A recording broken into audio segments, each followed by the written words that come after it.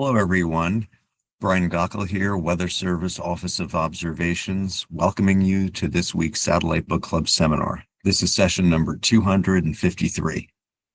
Today's presentation is Gremlin in Appalachia, from the testbed all the way to operations. Our facilitator today is Kyle Hilburn from SIRA. Some reminders before we get started. As usual, we are recording this session. Please see the message coming up in the chat for Privacy Act information. We'll take Q&A at the end of the presentation, so please post your questions in the chat and we'll be fielding them from there. If you are interested in presenting at a future seminar, we welcome presenters all the time. A form is in the chat, which can help you sign up, and the TowerS team can help you get situated and get the presentation together. If you have any feedback on the Satellite Book Club sessions, there's another chat in the chat, another feedback form. We always welcome your feedback. Training assistance is available. Please contact Ross Van Til Training. Thanks to Ross OCLO, the Geo and Leo programs, and others for their support of our seminars. Let's introduce today's SBC presenters. First, we have Francis Kredensor, who has been the lead meteorologist at Charleston, West Virginia Forecast Office since November 2021. He graduated from Penn State with a Bachelor of Science in Meteorology in 2006 and worked several jobs in the private sector prior to joining the NWS as an intern at the Caribou, Maine Forecast Office back in 2015. He was also a forecaster at the Great Falls, Montana office prior to coming to Charlie West. While his interests are tilted towards forecasting, outreach, and DSS, he enjoys the occasional foray into research and testing new tools. Francis will be joined by Jeremy Michael, who became the SU at Charleston, West Virginia office in June of last year, having previously served as a lead meteorologist in Lake Charles, Louisiana. His career also includes positions in Elko, Nevada, College Park, Maryland, with the Satellite Analysis Branch within NESDIS, and Tucson, Arizona. Since 2018 and 2019, he has been an IMET ARA supporting numerous fires across the western U.S. In his free time, Jeremy enjoys food, hiking, and other outdoor activities, gardening, rock hounding, snowboarding, and exploring the region. Welcome you both to the Satellite Book Club, and we'll turn the mic over to the first presenter. All right, thank you very much, and we're both excited to be here and share some of our experiences we've had over the last several months using Gremlin here locally. So if you can go to the next slide. And we're planning to keep this presentation fairly short and sweet to allow plenty of time for questions folks may have about Gremlin and potential operational uses. I'll kick off with some background info and also talk about my testbed experiences and show some examples of data as I was looking at during the testbed. Then Jeremy will talk a bit about getting Gremlin into our local AWIPS for operations use and show a real-time, real-world use of Gremlin during a severe weather event with significant data issues. Next slide, please. So first we want to give a bit of background, and we'll start right at the high level overview of Gremlin, which stands for GOES Radar Estimation via Machine Learning to Inform NWP. Yes, there's a lot of heavy lifting going on in that acronym. To put all of the complicated nature of Gremlin into a very simplified nutshell, it is essentially an algorithm that is trained via machine learning to use certain GOES ABI bands and GLM lightning data compared against time-matched MRMS composite data to produce simulated radar returns. So even though Gremlin's output is simulated radar, it is very much a satellite data product. And while our talk today will be centered around operational use, as the spelled out acronym implies, one of its other primary uses is to provide simulated radar data for model initialization, especially where you have poor or no radar coverage. Gremlin actually has made multiple prior appearances in the Satellite Book Club. First, as a bit of an introduction to the field in session number 140 in April 2023, and it has appeared twice previously this year. Session 221 in January talked about operational use in the South Pacific, and again in June with Session 242 with a recap of the 2025 Satellite Proving Ground experiment in which I participated. Next slide, please. And so now we'll talk a little bit about our local background with a timeline on how this kind of all came about. So in mid-February of this year, we got the notice that our office was in the queue for radome replacement of our Doppler radar. For those offices that haven't gone through radome replacement yet, this involves about 2 weeks of downtime. Unfortunately, given the national maintenance timetables, this was going to have to be sometime in the spring, which is a busy weather time for our region, like for much of the central and eastern parts of the country. In early March, I was notified I got accepted to the SPG experiments, and in late March, at our spring training day, the Sue from WFO Duluth gave a presentation about their experience with a severe weather event when they lost their local radar, which got me thinking about alternatives. And then when they finally sent out some details on the satellite experiments I would be doing with the SPG, including information on GREMLIN, as I read up more on GREMLIN and understood what the product was, you could probably see the proverbial light bulb go off over my head. So I got in touch with the developers to inquire about using GREMLIN at a local WFO.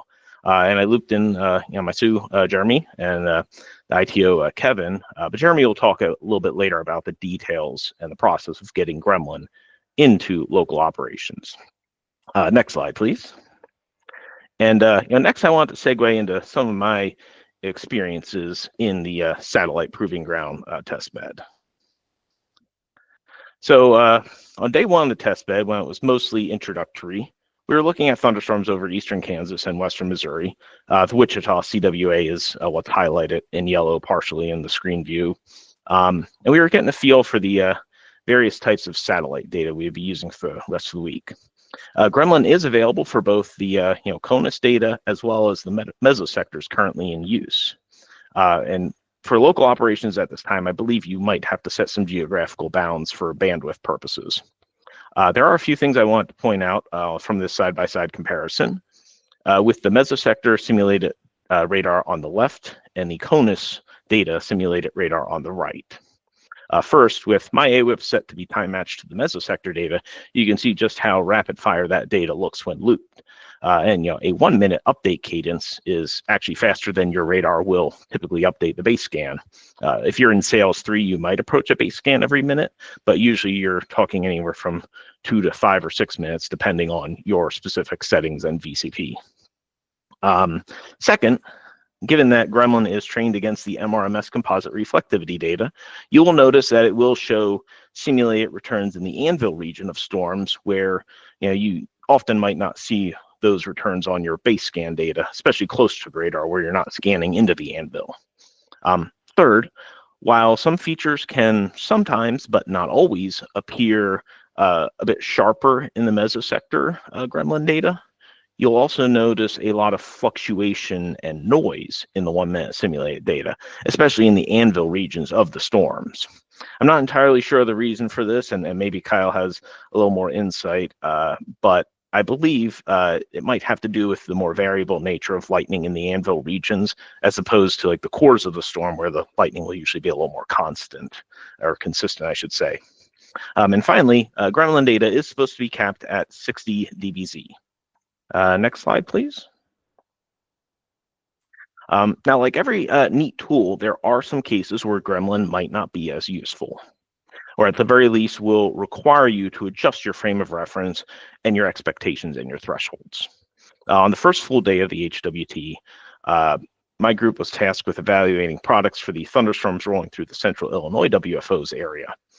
This 4-panel loop has mesosector GREMLIN in the top left, CONUS GREMLIN in the bottom right, with MRMS composite data in the top right and channel 13 infrared satellite in the bottom left. The first thing to point out is how the infrared satellite data shows that these are fairly low top storms, especially when you consider how robust the storms on the southeastern flank of the cluster look on the MRMS data. And you can see how that is really limiting the strength of the simulated radar returns in both frames of the GREMLIN data. This is especially true of the mesosector gremlin output in the top left, where the simulated returns almost never get into the red, which is 50 dBz or more. Things look a bit stronger in the CONUS gremlin product, but still not really close to the radar returns. Next slide, please. The other group on this day was playing as the Memphis WFO, watching a more traditional line and some supercells across the southeast. The panels are set up the same as the previous slide.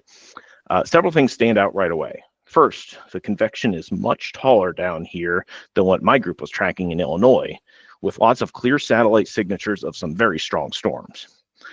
You can see both discrete supercells and line segments in the MRMS data in the top right. And looking at both the CONUS and mesosector gremlin data, you can see them depicting some strong, discrete cells ahead of the line and at the southern end of the line, as well as some line segments as similar to what's depicted in the MRMS composite data.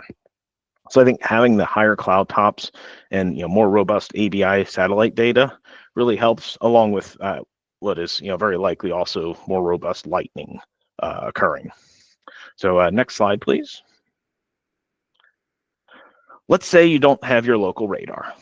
You lose surrounding radar data as well, and MRMS data is delayed coming in by 5 or 10 minutes, so it's pretty useless for real-time warning operations. Murphy's Law says it can happen, and indeed it did happen to us, as Jeremy will talk about. If you still have gremlin output, satellite data, and lightning strike data, could you and would you issue a warning based on just that? In some situations, like the low-top storms I showed up in Illinois, it would admittedly be tough to do so. However, I would argue that, at least in the example shown on this slide and similar situations, if you take some of those stronger cells depicted in gremlin output and consider the clear satellite signatures of robust to potentially severe convection, you could probably justify issuing several severe thunderstorm warnings here. And adding in lightning strike data, and especially trends in the lightning data, could add confidence in those decisions. You would likely want to draw your polygons a bit broader than normal to account for the bit of a position uncertainty. It would probably be difficult to fire out a tornado warning based on just this data without any reliable reports from the field. But if you know going into the event that you have a very favorable environment, things like robust environmental and mesoscale analysis from someone on the ops floor might be able to inform such a decision. Next slide, please. So much like the gremlins in the movies, we actually witnessed Gremlin break what we thought were the rules. As I mentioned earlier, gremlin output is supposed to be capped at 60 dBz. At least that was what was put in the product description, which is the threshold, right at the threshold between the reds and the whites in the standard AWIPS radar color curve. However, on the last day of the HWT, my group was tracking some storms over Norman's CWA. And at one point, there are some very strong storms down near Wichita Falls, really high up. Good hail cores as seen on the MRMS and local radar data. And as you can see, it has many of the classic satellite signatures of a strong to severe storm, with the MRMS composite data in the top right peaking well over 60 dBz. But then something happened we didn't expect, and the CONUS gremlin in the bottom right actually showed simulated radar returns over 60 dBz, around 63 if I recall correctly. Purely by happenstance, Kyle actually happened to be tuned into our virtual meeting room at the time, and we flagged this for him. I recall he was just as surprised as we were in seeing that. I'm not sure if he was later able to figure out why and how Gremlin did that. But yeah, that was just an interesting example of how the data really showed up as a good example, a good reflection of the real world. So that wraps it up for my segment. I'm going to turn it over to Jeremy to talk more about getting gremlin data into local operations as well as a real world use case. All right, thanks, Francis. That was a really good explanation of your experience at the hazardous weather test bed and kind of teeing it up for me with kind of moving into the operational example. And you can go to the next slide, please. So it was a little bit of a process getting Gremlin into operations, especially since we were planning to use it operationally, maybe not necessarily to issue warnings, but to have a safety net. Like Francis mentioned, he had a really good idea about it. So we worked with Lee and the Tower S team. And then they also, I believe Kyle, and I know there were a number of other individuals that helped and made this happen fairly quickly. So it was much appreciated. And then they worked with Kevin, our local ITO, and they were able to get the Gremlin data into our AWIPS. And then to prepare the forecasters a little bit for this, Francis did have the hazardous weather test bed experience, but for our rest of our forecasters, we reached out, we got a couple one-pagers, sent that to them. And then as well as what we also did was share some of the Satellite Book Club series, so people kind of had an idea what to expect, some of the advantages, limitations, that type of thing. And this really did provide a good operational test, even better than what we initially thought. And then we were able to provide various feedback from the forecasters and then be able to share that back with the developers. We had some post meetings, kind of like after action reviews, where we were able to share some of that information. Next slide, please. So here's just a loop of this severe weather event. It doesn't look, too significant across our CWA, where we cover most of North Central West Virginia, parts of Virginia, Ohio, Kentucky. It does get a little bit better returns as it moves east into Blacksburg, Sterling, Wakefield. But what we're going to be focusing on is that kind of that farthest west line that moves through North Central West Virginia. You can kind of see it move through Webster Springs, south of Buchanan. And right when that starts to peak in the reflectivities is when we started having some data issues. So looping that a few times gives you a good idea of what we were looking at. And like Francis said, with the low top convection, there definitely were some higher DBZs there, but knowing our environment, meso analysis and everything really helped us feel confident on some of the decisions we made that day. Next slide, please. So even when we do have our radar, we got Pittsburgh to the north, we've got radar here in Charleston. We do have pretty significant beam blockage to the southeast, and of course there's Blacksburg and Sterling. But where you look at in North Central West Virginia, radar coverage is fairly poor, even when we have our full suite of radars. When you look at the local storm reports from that day, you can see there's a pretty good area of LSRs across all of the area, but right there from like Clarksburg down through the interstate, North Central West Virginia, there's quite a few local storm reports, and that's kind of in those areas where we have the most, the poorest radar coverage, let alone not having our radar that day. So it would look even worse than what it shows on that image. Next slide. So, you never really think it's going to happen to you, but it did that day. And I'm trying to recall, I can't remember if it was a national issue. I believe it might have been a national issue. So we already didn't have our local radar. We knew that. We had Gremlin. Our surrounding radars, for some reason, we lost access to them. And then we also lost access briefly to MRMS. It was delayed, I believe, on the order of 15, 20, 30 minutes. Can't really remember because it's all kind of a blur when all this happened. But instead of going to backup, with the national issues, we had Gremlin. Gremlin was still bringing in, providing input. We knew our environment, and we were confident in our environment. We had previous local storm reports for wind, and wind was our biggest concern. And despite not having our local radar, surrounding radars, MRMS displays, we felt confident that we could issue warnings. So next slide. And again, just pulling back up the local storm reports, and this is kind of the peak intensity. Again, it doesn't look like much. I think that's probably topping out, pushing 50 dBz. But when you take, like Francis said, when you take other satellite imagery, you take lightning data, you can look at lightning jumps, our previous local storm reports, you look at the meso analysis, knowing that we have a favorable environment for winds. We felt fairly confident. So what we did is, we had a couple warnings that were starting to get to the end of their expiration. It was time to issue new warnings. So we actually had Gremlin, and we initiated warn gen off of Gremlin, and we did draw our severe thunderstorm warning boxes to account for the thunderstorms. Now, like Francis said, we did make our boxes bigger. We captured much of the area you see there in yellow and orange, but we also extended it to the north to kind of supplement for that. Thankfully, we started getting data back. It was only like a brief hiccup, but we were able to issue a couple severe thunderstorm warnings. And I chatted with Kyle, and we believe it might be the first. We're fairly confident it's the first operational severe thunderstorm warning issued primarily or solely off of GREMLIN data. Next slide. So last thoughts on GREMLIN. Highly recommend reaching out if you think your radar is going to be down for an extended time, especially like a radome replacement, because if it can be done, why not? It's another tool to have in your toolbox. It's a good safety net. Plus, it's a win-win situation because you provide good testing and feedback for developers. We had good conversations about could it be used for hail?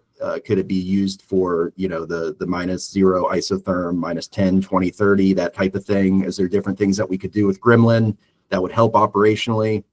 And again, I would not usually issue warnings solely off this output, but it's good for situational awareness and where radar coverage is poor. And, you know, God forbid you lose everything and maybe you can't go to a backup office, because if it's a national issue, you at least have this because this was coming in through a different channel and we were still able to operate and issue warnings confidently. And then this is mentioned so many times, but knowing your environment, having that meso analyst really raises your confidence, because if you're having the storm reports and you're seeing those higher reflectivities on GREMLIN, knowing that it can sometimes underperform, and you know you still have a favorable environment, you should feel fairly confident to be able to issue those warnings or at least continue them. Next slide. So that's it. And again, I want to thank Francis for the first half of the presentation. He did an excellent job. I want to thank everybody, Lee, Kyle, all the people that I don't even know who was working around in the background, Kevin, our ITO, and then all of our forecasters that really embraced the product. And, you know, I'd walk out in operations floor and see people up having 4 panels and being creative with it. So really appreciate that. And if you have any additional contact information, or sorry, if you have any additional questions or want to know more about it, please reach out to us as well as the Tower S team. Thank you.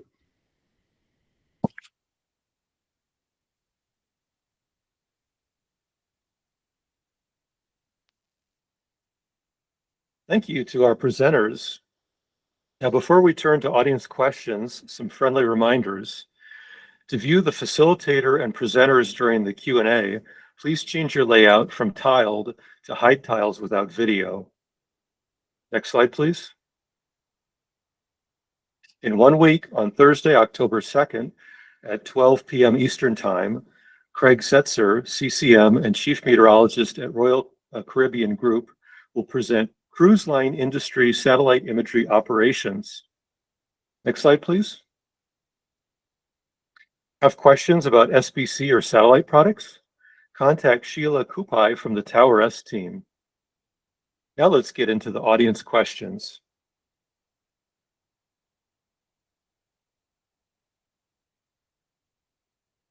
And while we wait for the chat to become populated, let me start with a question. What would be the best way for Weather Service offices to request and get the process started to acquire GREMLIN data for planned radar outages? I think I could take that one. So again, Francis had the idea and it was really nice. It was fresh in his mind with the hazardous weather test bed. And so he made some initial connections and reaching out, and then following through, at least for us locally, it worked really well just going through Lee. And Lee really kind of made everything happen in the background. And then you got to get your ITO, or if you don't have an ITO, you got to get your other tech guru, and then be able to get everybody talking. And it happened fairly quick. I want to say it was like, I mean, if your radar goes down that day, I don't think it's going to happen. But if you have a planned outage, I think it happened all within several days to maybe a week. And I'm sure it could be streamlined. Great, thank you for that, Jeremy. Now we have a question in the chat from Kurt Van Sprebroek.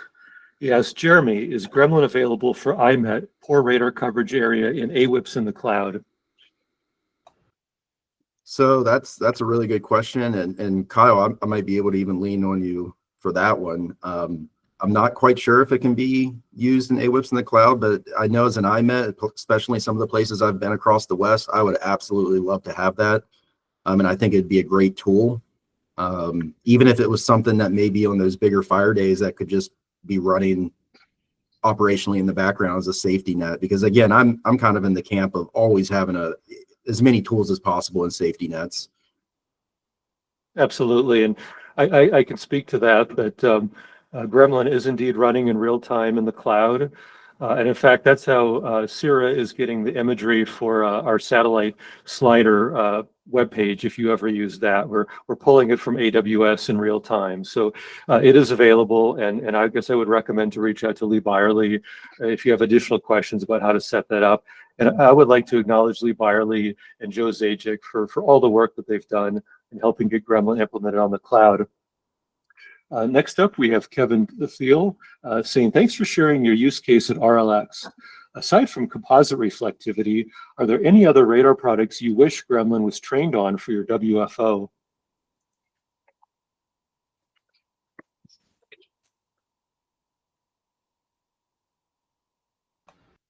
Francis, do you have some thoughts on that? Because I know you were a heavy Testbed user.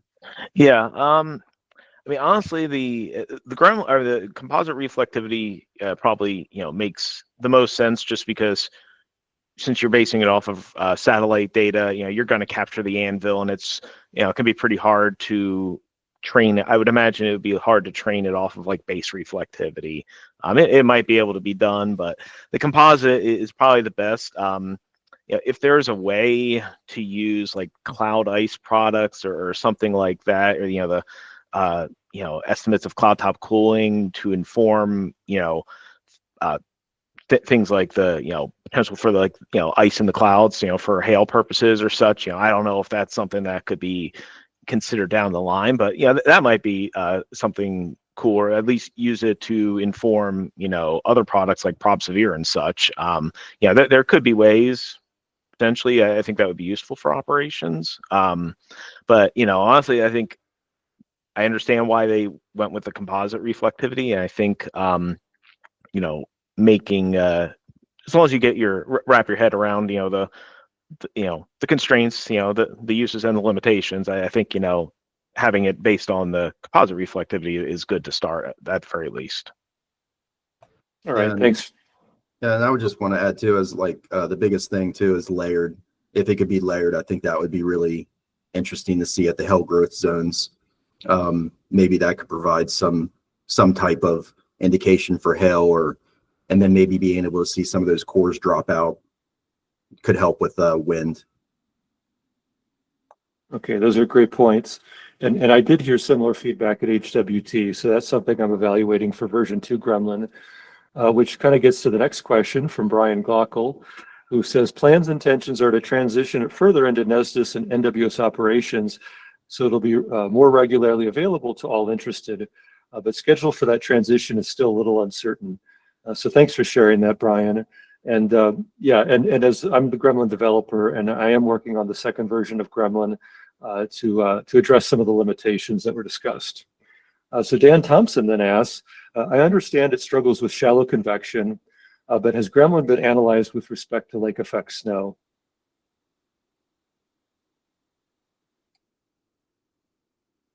Well, Kyle, that might be one for you, more for you actually, because we're here in Old Charlie West, and at best we get the last dregs of the lake effect. Yeah, and so to Dan Thompson's question, I would say no, it really hasn't been analyzed to lake effect snow, besides just one or two examples. And version 1 Gremlin doesn't use visible data.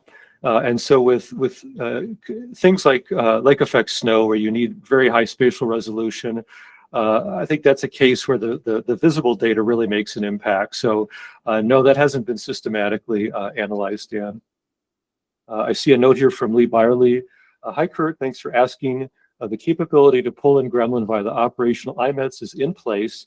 We will follow up with the Travis Quarterman and the team for managing the systems. Okay, thanks, Lee. Let's see, Dan Bykos is asking, was training content on Gremlin made available to your staff prior to the event without radar data? Yeah, so what we did, reached out to Kyle, and we got, I believe, a one-pager. We shared the one-pager.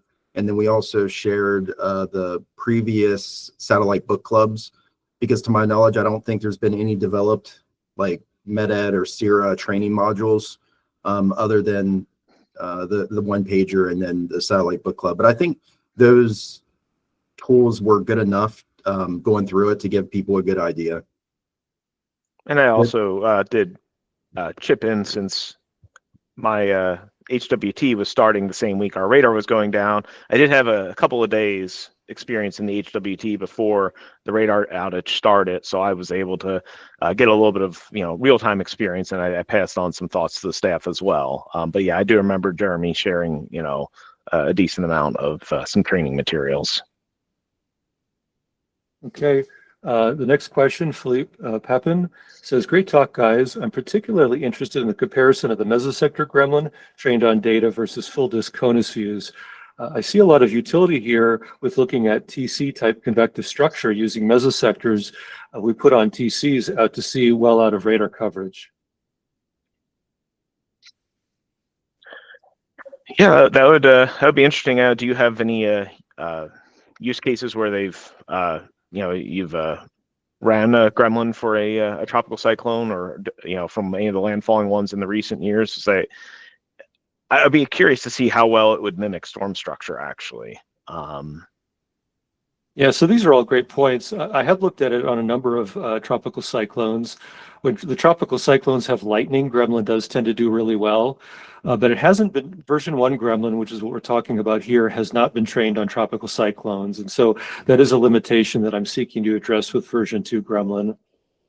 I will mention too about the CONUS and mesodomain results we saw today, just as a small footnote that prior to May 28th, there was actually a bug in the scaling on the lightning for that. So we had implemented the mesosector gremlin just days before HWT, and the units on the lightning were wrong. And so if you see some differences in the slides, I saw some like May 20th. And so those were cases where there were some bigger differences due to that lightning scaling bug, but that has since been fixed.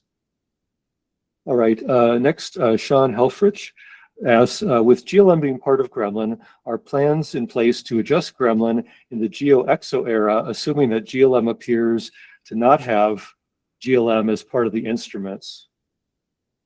Sean, that is definitely a major concern. There are ground-based lightning networks that could potentially be brought into place. Of course, there would be kind of contractual issues to work out there in terms of data usage, but that is definitely a concern. Certainly the lightning is a big part of Gremlin.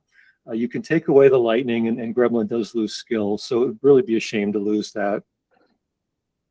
Let's see, Philippe Pepin adds again that we do have it in our cloud AWIPS platform at NHC, but only for the full disk view to date.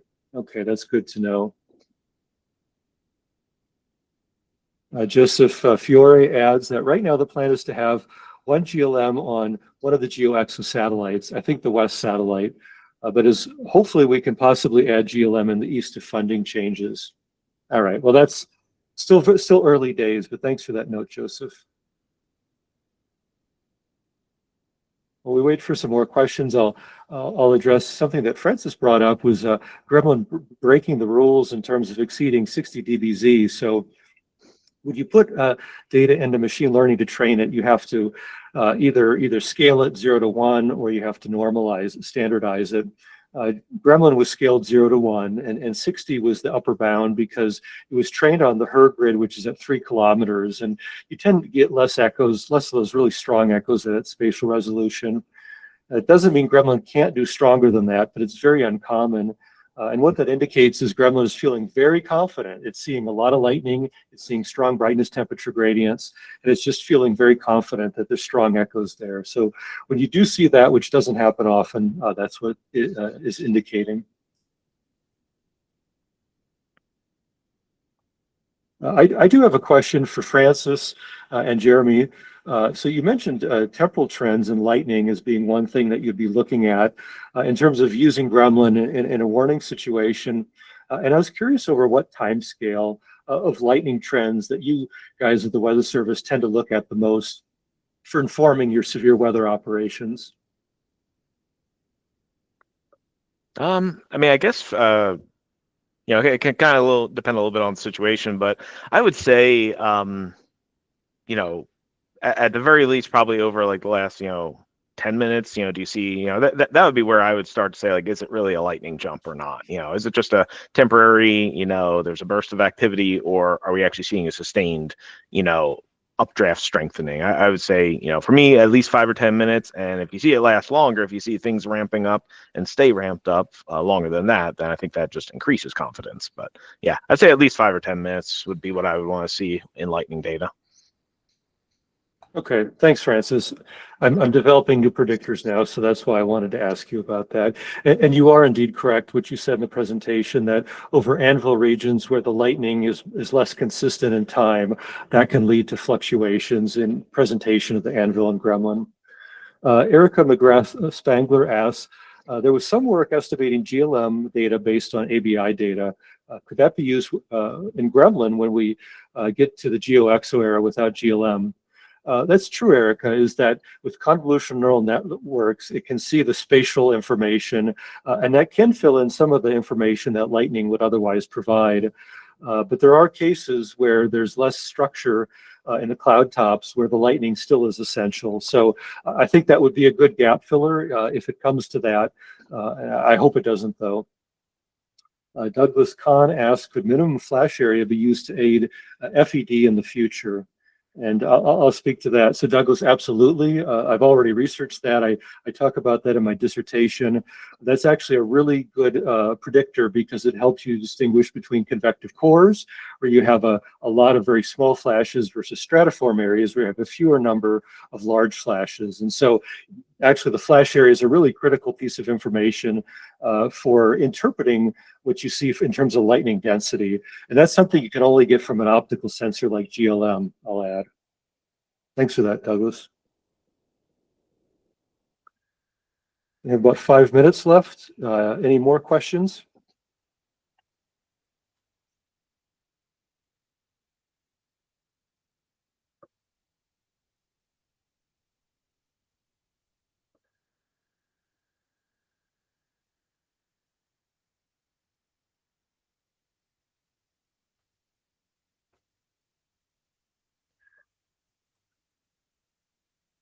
All right, well, the chat has really slowed down. Last call for questions, everyone.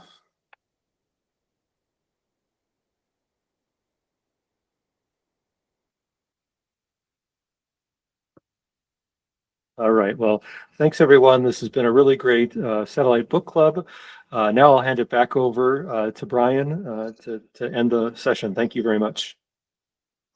All right. Thank you, Kyle. And thanks to the whole Sierra team who had in any way contributed to bringing Gremlin to this point of maturity. Obviously, a tremendous application with numerous uses. And thanks in particular to Francis and Jeremy, the Wild Wonderful West Virginia team here today, for their talk on applying Gremlin in the forecast office. Very helpful to the developers and certainly to other users. So I and others on the call really appreciate this. Please join us a week from today, Thursday, October 2nd. Now, as some of you know, there's talk of a pending partial or lapse in appropriations. So we may have to confirm this. If there's a change of plans, we'll get out a communication. But as of now, we're scheduled for Thursday, October 2nd, next Thursday, when Craig Setzer of Royal Caribbean Group will give us a talk on cruise line industry satellite imagery operations. So we hope to see you there. Thanks for your participation, and please join us next time.